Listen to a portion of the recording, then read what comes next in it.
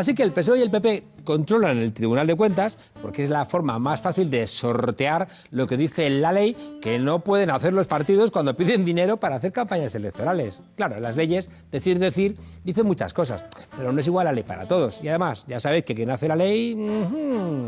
Si un chaval de un barrio pobre rompe una farola, es un delito que puede llevarle a la cárcel. Y algunos dirán incluso que se ha tratado de un acto de terrorismo.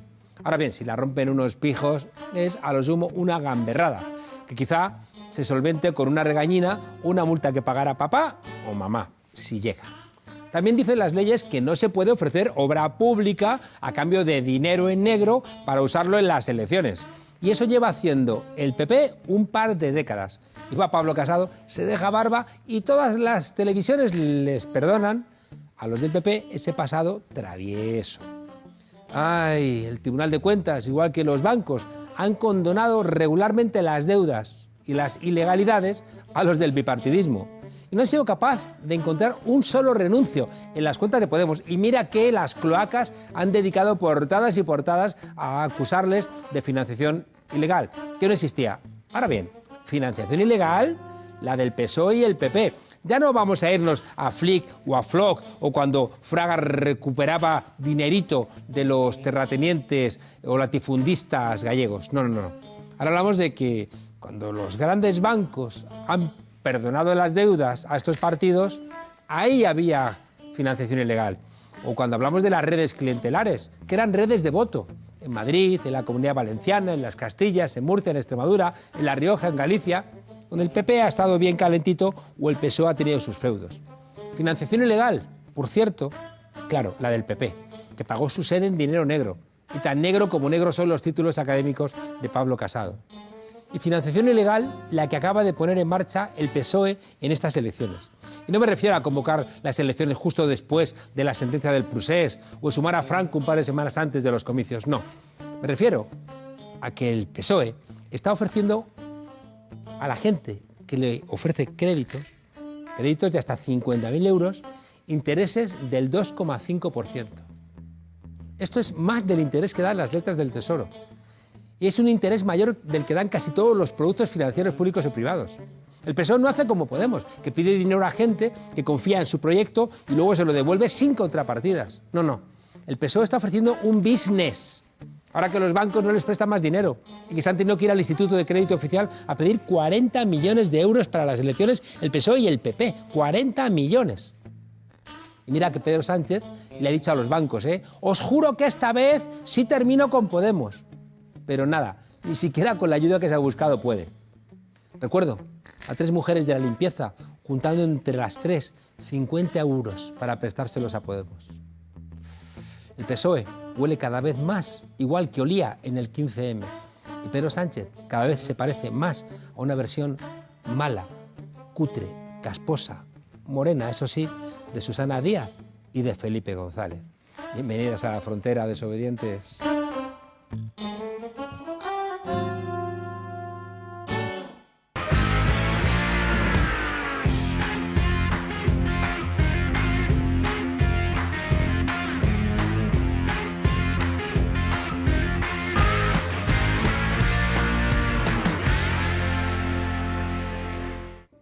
Siempre se ha dicho eso de que no hay nada más tonto que un obrero de derechas, pero mira que hay obreros que votan a la derecha.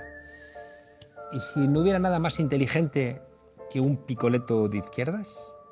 En fin, que siempre hemos pensado que con 40 años de dictadura y 40 de convalecencia, los cuerpos y fuerzas de seguridad del Estado eran la última razón que tenía el franquismo y el posfranquismo para que nos portáramos bien, es decir, para que no exigiéramos mucha democracia.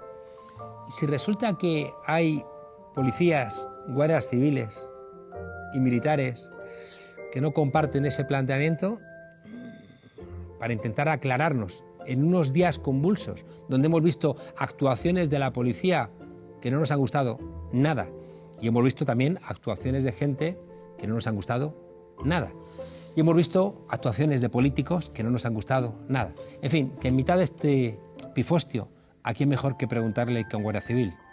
Hoy, en la frontera, a Juan Antonio Delgado, guardia civil, picoleto y diputado por Cádiz de Podemos. Juan Antonio Delgado, diputado por Cádiz, Guardia Civil, Picoleto. Una cosa que llamaba la atención de Podemos es que hubiera un exgemat, que hubiera varios jueces y que hubiera un Guardia Civil. ¿Realmente es extraño? Es extraño, pero fíjate que sobre todo a quien cogió con el paso a cambiar fue a la derecha, que es a la que le molesta esto, ¿no? Porque yo recuerdo además de aquel momento cuando saltamos a la política, Julio, yo, ¿no?, que la gente de Podemos pues, le gustó mucho esa iniciativa, nos acogió con mucha ilusión, mientras que la derecha nos decían traidores, nos insultaba, es decir, que al final la que se cabreaba era la derecha, porque siempre tiene al final esa, en fin, que se creen que las Fuerzas Armadas, los símbolos, le pertenecen, ¿no? Y, bueno. No deja de ser curioso también que el grueso de los soldados, de los guardias civiles, de los policías nacionales, son gente que viene de sectores populares, ¿no? Y sin embargo terminan pareciendo estar más cerca de las élites, ¿no?, que de su propio pueblo. Cada día menos, y vamos avanzando, ¿no? Yo, con Julio Rodríguez, que hacemos muchos actos, nosotros hemos llenado sedes de Podemos, grandes además, de militares, hablando de sus condiciones laborales. Cada día yo creo que se va avanzando mucho más en eso. Es verdad que es un sector un poco más, o un gremio más conservador, ¿no? Pero bueno, ayer estuve en Ceuta, por ejemplo, vinieron muchos militares a vernos, policías, guardias civiles, en fin, que cada día se va, digamos, pues abriendo un poco más la sociedad. Yo creo que también las estructuras también de las Fuerzas Armadas, no tanto la gente, sino porque al final la Guardia Civil, los militares son un reflejo de la sociedad. Pero es verdad que la estructura, digamos, todavía sigue un poquito anclada en el pasado, son muy franquistas todavía, la normativa, todo eso. ¿Puede ser que la izquierda no haya cuidado lo suficiente la idea de España y le haya dejado a la derecha ese espacio hasta el punto de que la consideran suya? No dejo de recordar a Ricardo Costa yendo a declarar imputado por robar a España, pero con la banderita de España en la muñeca. Efectivamente, y yo creo que cada vez más, como te decía, pues efectivamente la izquierda se está de alguna manera reconciliando pues con su policía, con sus Fuerzas Armadas, ya no nos ven como bichos raros. Es verdad que también nosotros, guardias civiles, tenemos una losa del pasado, del franquismo, las Fuerzas Armadas, pero yo creo que hoy en día, bueno, pues nosotros, tú has estado con muchos militares, manifestaciones, ¿no?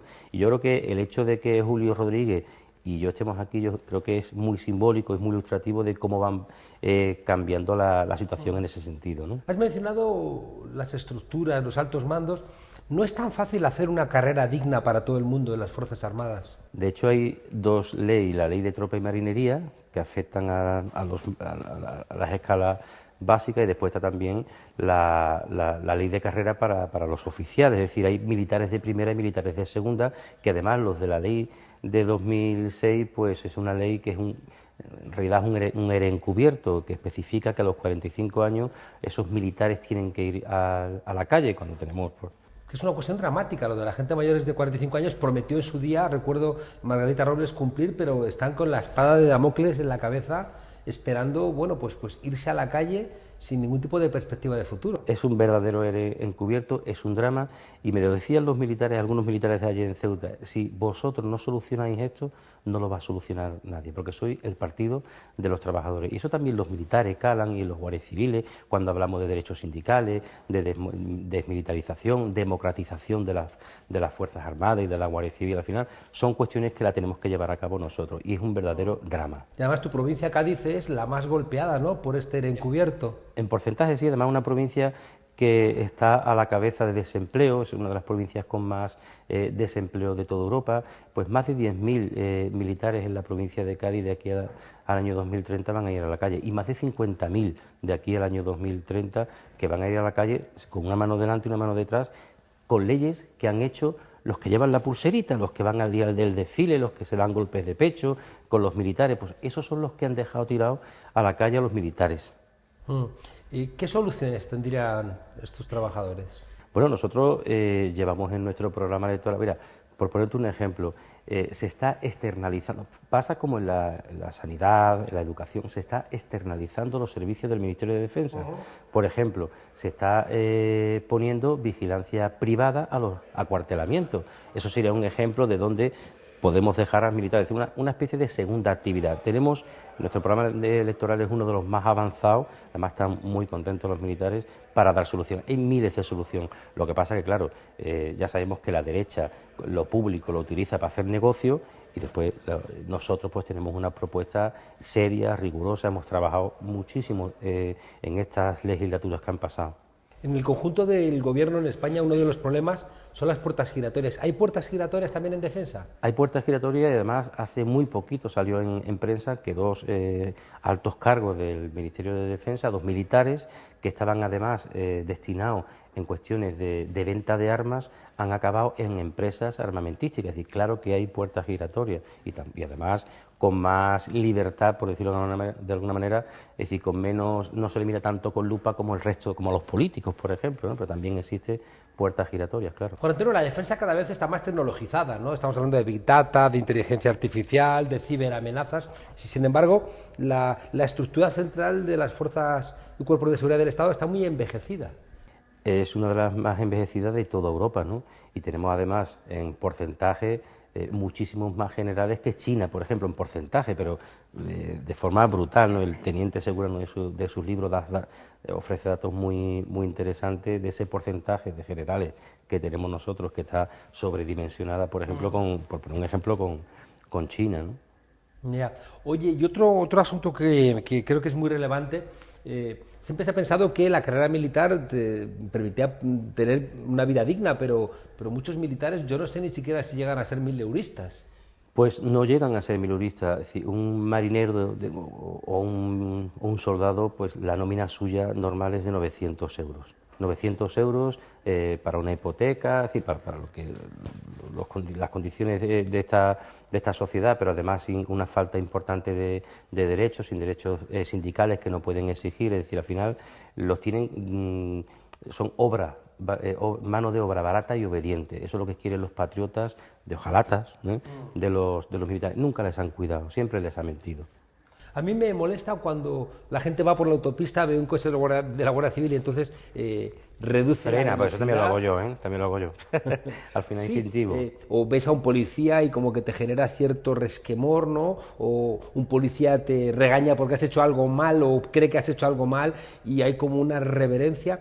Y no sé si eso tiene que ver también, aparte de por la historia de España, porque los guardias civiles, los militares y los policías no tienen ciudadanía plena, ¿no? Es decir, les faltan muchos derechos que les acercarían mucho más a su propio pueblo. Claro, es decir, es difícil defender la democracia si la democracia no entra en los cuarteles. Es decir, hay que probar las cosas, ¿no? Para saber qué es, ¿no? Es decir, si muchos guardias civiles no tienen derechos sindicales, derechos de circulación, de muchos derechos limitados, pues al final... libertad de expresión, libertad de expresión. Es decir, yo tengo más de 18 expedientes en mi etapa como portavoz en la Asociación Unificada de Guardias Civiles. Cada vez que daba una rueda de prensa se me abría un expediente. Es decir, hay una persecución, hay expulsiones, ahí hubo la operación Columna, que era perseguir a los sindicalistas dentro de la Guardia Civil como si fueran terroristas. Eso ha pasado, no te pienses que hace 50 años, eso es de los años 94, años 90. Es una concepción muy autoritaria, ¿no? de los cuerpos y fuerzas de seguridad del Estado, porque si fueran ciudadanos plenos, con derecho incluso de afiliación y por supuesto de expresión, de sindicación, yo creo que también sería más fácil identificar su trabajo como hacer cumplir la Constitución, ¿no? Claro, además es un modelo rancio. Si tú miras otros países de Europa y el ser militar, así, en España es ser pues mano de obra barata y obediente, sin derechos, y te vas a otros países como Italia, como Francia, como Reino Unido, como Alemania, y bueno, y hay países en Europa incluso donde las Fuerzas Armadas tienen derechos sindicales, es decir, son ciudadanos plenos, y aquí pues ellos mismos lo dicen, nos consideramos ciudadanos de segunda porque no nos dan todos los derechos que tienen muchos ciudadanos, que no tiene ningún sentido más que no lo tengan. Ellos, bueno, es que son militares, bueno, es que no tiene ningún sentido, como los tribunales militares, pues más de lo mismo. La justicia militar no parece muy justa. Eso es un resquicio del franquismo, es decir, ¿tú cómo puedes puedes tener un código penal militar, pero hombre, si encima el que te juzga es tu jefe, hombre, no parece que tengas muchas garantías. Hombre, la independencia desde luego ahí se ha perdido, entonces, bueno, pues es otro lastre que tienen las Fuerzas Armadas de la Guardia Civil. El índice de suicidio en la Guardia Civil se multiplica por 5 al resto de la sociedad, incluso comparado con otros cuerpos de policías, y al final la estructura militar tan cerrada, tan falta de derecho, cuando uno tiene problemas, ¿a quién recurre? A nadie, porque no tiene mecanismos. tiene mecanismos, solo tiene mecanismos represivos. He visto que eso se agrava con el caso de las mujeres, incluidas las agresiones sexuales. Claro, claro, y en las Fuerzas Armadas estamos viendo muchos episodios últimamente de casos efectivamente de esto, ¿no? Y al final tampoco hay mecanismos, ¿no? Es decir, al final, ¿quiénes son los psicólogos? Porque al final la Guardia Civil y Defensa tienen sus propios sistemas sanitarios, es decir, los psicólogos son guardias civiles también. Entonces, al final queda todo dentro de la empresa, no sale nada para afuera. Bueno, lo lógico sería pues que externalizar eso, es decir, que fuese gente de fuera, psicólogos, psiquiatras, que hicieran un estudio en condiciones. Llevan muchos años demandando, por ejemplo, pues tampoco, ¿no? Ya lo cantaba aquello Kiko Veneno de "Viven en la casa cuartel". Oye, yo cuando veo la actuación de la OTAN me estremezco, y allá donde entra la OTAN, por lo general, estropean las cosas mucho más que las solucionan. Basta ver Afganistán, Irak, Libia. Además, la OTAN es un mastodonte que además no sabemos qué vamos a hacer con ella. Nosotros lo llamamos en nuestro programa electoral que hay que revisar el papel de la OTAN, porque por un lado se está apostando por el ejército europeo, por otro lado seguimos con la OTAN. Yo creo que hay que revisar a fondo lo que es la OTAN, para qué sirve, sí, para qué, en fin, pero sobre todo revisar el papel de la OTAN, que en palabras de Julio Rodríguez no vale para nada. No sé si tiene mucho sentido que un guardia civil reclame un ministerio para la paz. Yo creo que el lenguaje es muy importante. Para empezar a cambiar las cosas tenemos que empezar a llamarlas de otra manera, y yo creo que es muy importante, claro. Yo creo que las Fuerzas Armadas tienen que ser un servicio para la ciudadanía, para garantizar el Estado de Derecho, para la paz, para que la gente viva bien, para hacerle la vida amena a la gente, no para lo contrario, ¿no? Es verdad que hay un problema de fondo, y es que nuestras sociedades son sociedades capitalistas, son sociedades con muchas desigualdades, y el Estado tiene siempre la ratio última de la violencia física legítima, ¿no?, que decía Weber, y ahí aparece un policía en un desahucio, un policía reprimiendo una manifestación o reprimiendo una huelga, y de alguna manera parece que es como el valedor, ¿no?, de un sistema que es estructuralmente desigual. Y el malo de la película siempre, al final. Yo creo que al final, pues lo que estábamos hablando, es decir, hay mucha normativa dentro de la policía, de la Guardia Civil, que son preconstitucionales, ¿no?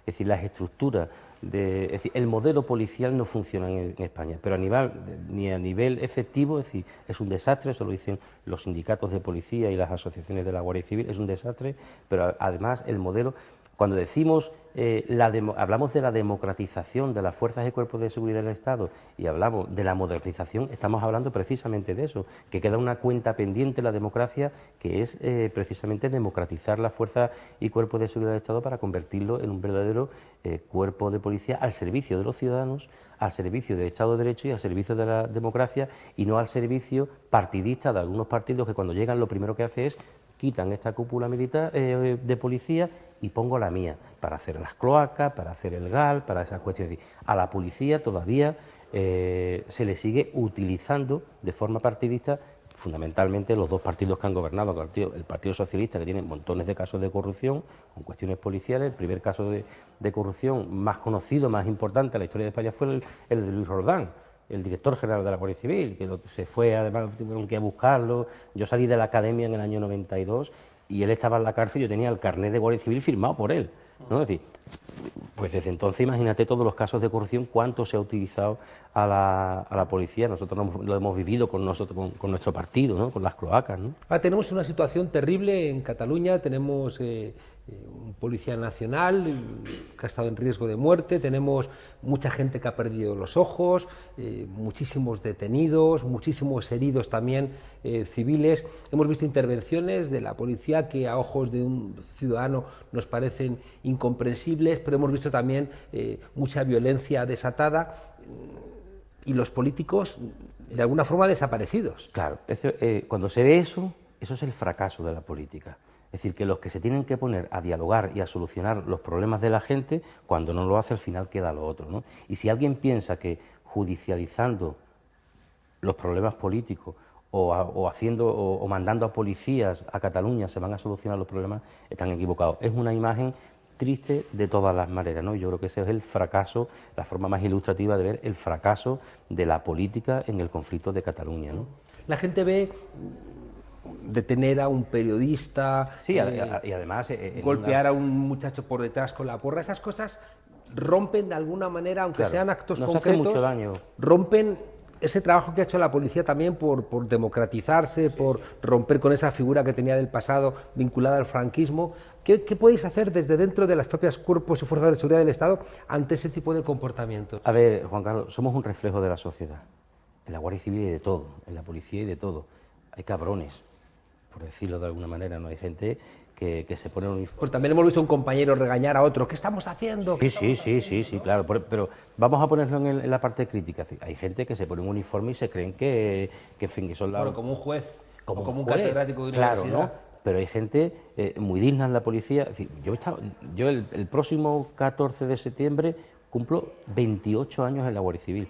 Yo estaba en Barbate con el tema de inmigración, toda la provincia de Cádiz, y para mí, es decir, la Guardia Civil salva vidas en materia de inmigración, pero se cometen errores muy graves, y lo hemos visto, y no hay que taparlo, tienen que salir, y se tienen que castigar a la gente que no hace bien su trabajo, pero, hombre, por casos puntuales, cuando vas por la carretera, ¿cuántas ruedas nos toca a nosotros que quitar porque una señora o un señor no puede, no sabe? Es decir, ¿cuántas cuestiones importantes se han hecho?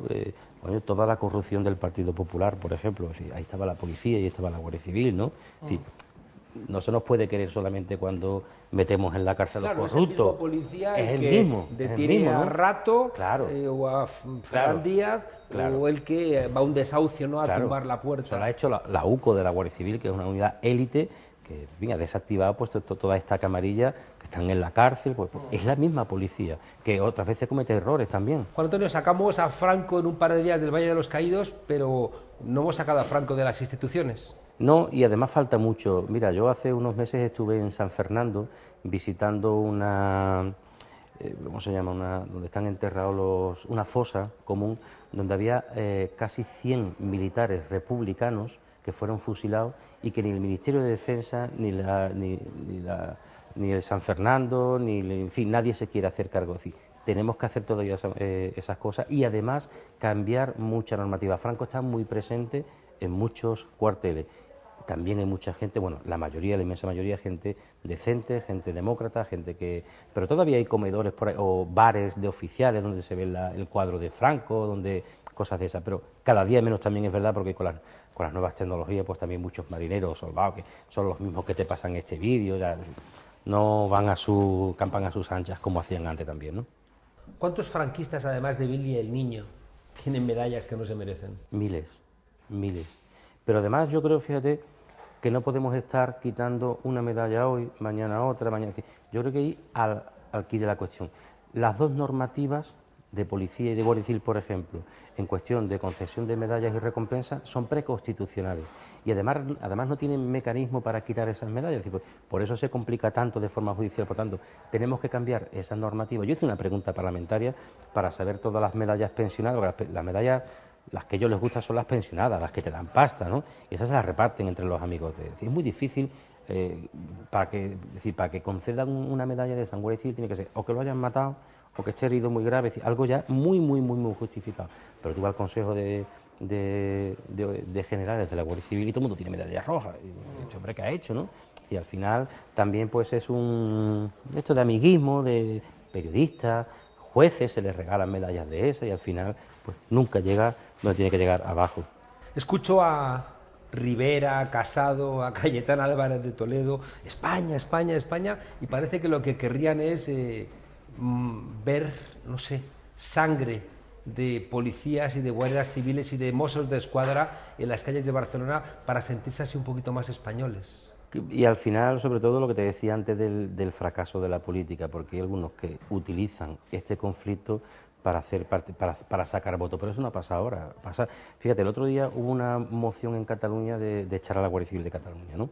Y salieron los patriotas, la Guardia Civil no se puede ir de Cataluña. Bueno, pues mira, en el año 94, cuando Felipe González estaba en el gobierno y no tenía mayoría absoluta, pactó con Jordi Pujol ceder las competencias y echar a la Guardia Civil de Cataluña. Pero es que después, en el año 96, José María Aznar, que daba la Guardia Civil de Tráfico en Cataluña, pactó con Jordi Pujol y echó a la Guardia Civil de Cataluña. Y ahora son los mismos que dicen, no se puede ir de Cataluña, pero si la habéis echado vosotros. Y además se hizo de forma dramática, porque muchos de los guardias civiles que están allí pues llevan 20 o 25 años, sus mujeres son catalanas, sus hijos, y se hizo de una forma traumática que de la noche al día que te tienes que ir, te van a Canarias, al País Vasco.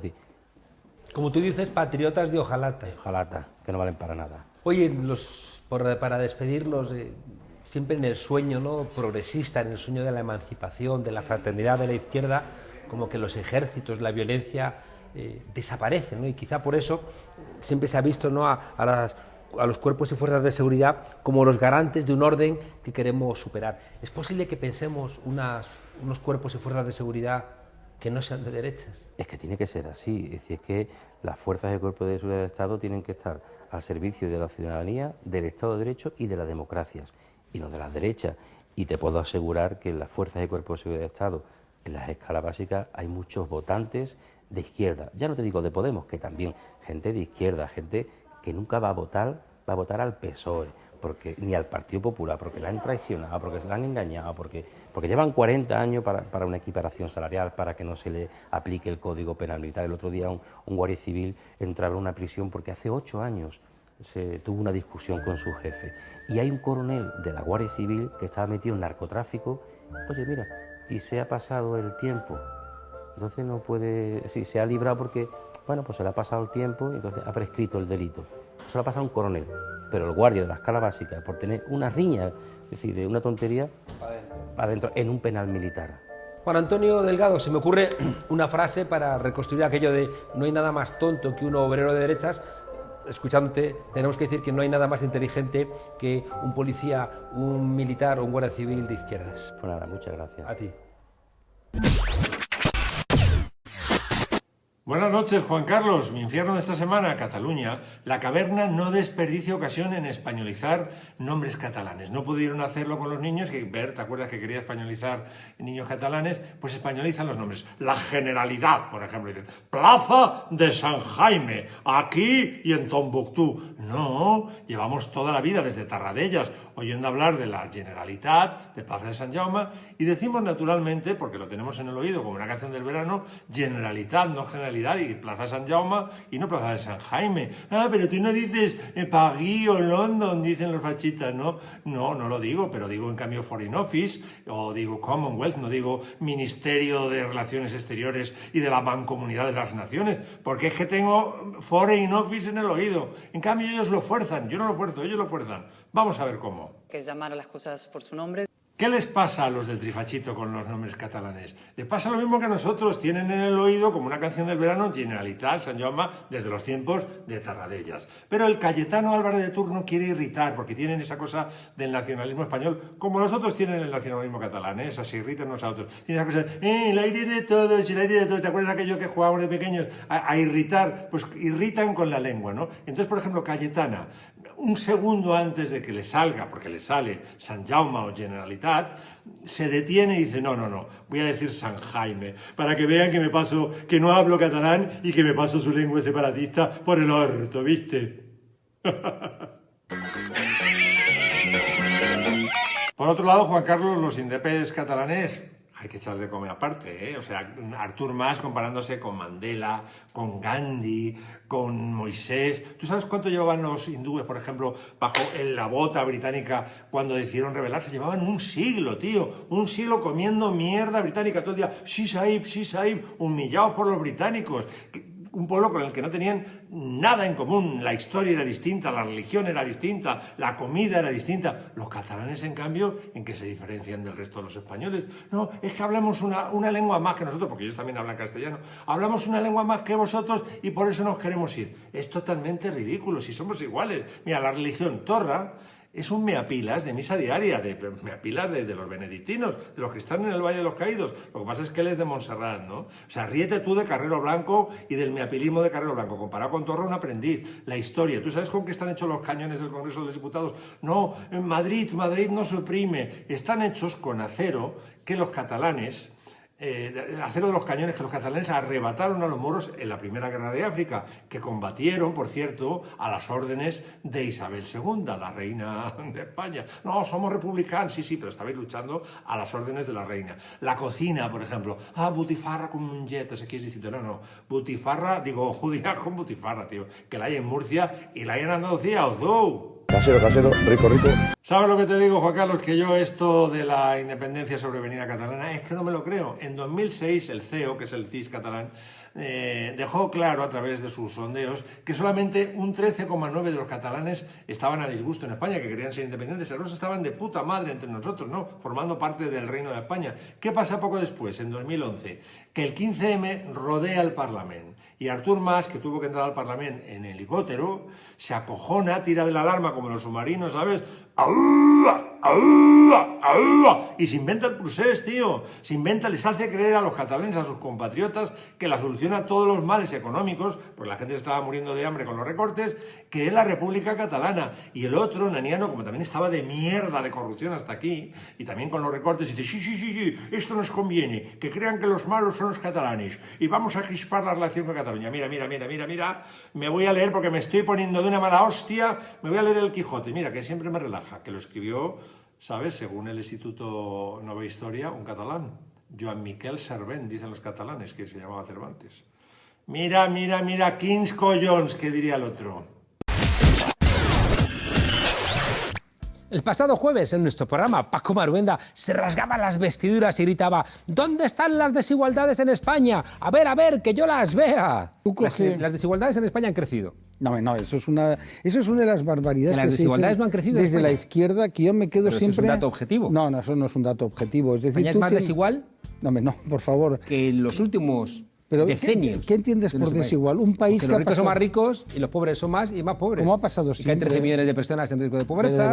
Pero de verdad, tú puedes comprar un hombre de tu inteligencia y tu formación, tomarse en serio. Yo creo que ese es el error a veces que hay del mensaje de la izquierda. Y lo he dicho. Otra cosa es que tú digas, tiene que haber alternativa habitacional, tiene que hacer frente a las emergencias sociales, etcétera.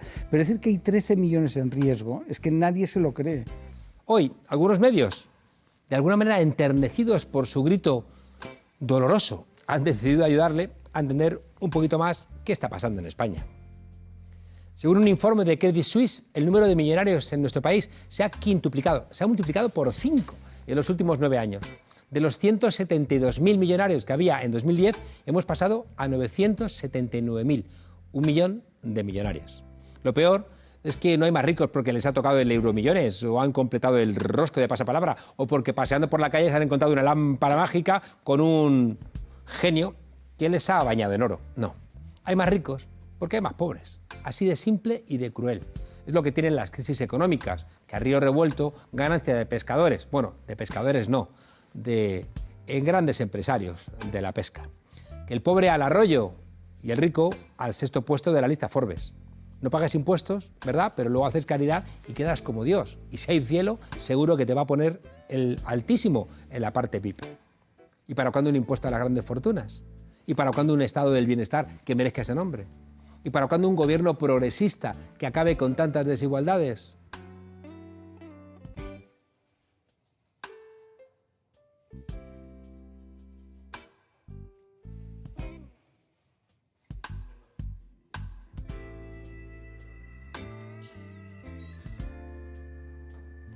No os molestéis en llamarle. Él solo coge el teléfono de Patricia Botín para arriba. A los demás les desvía la llamada, no sé, al padre Ángel, que con un poco de suerte les dará de cenar una sopita caliente. Es lo que pasa cuando tienes problemas de insomnio. Ay, solo de pensar que puedes molestar a los ricos. Hasta mañana, desobedientes.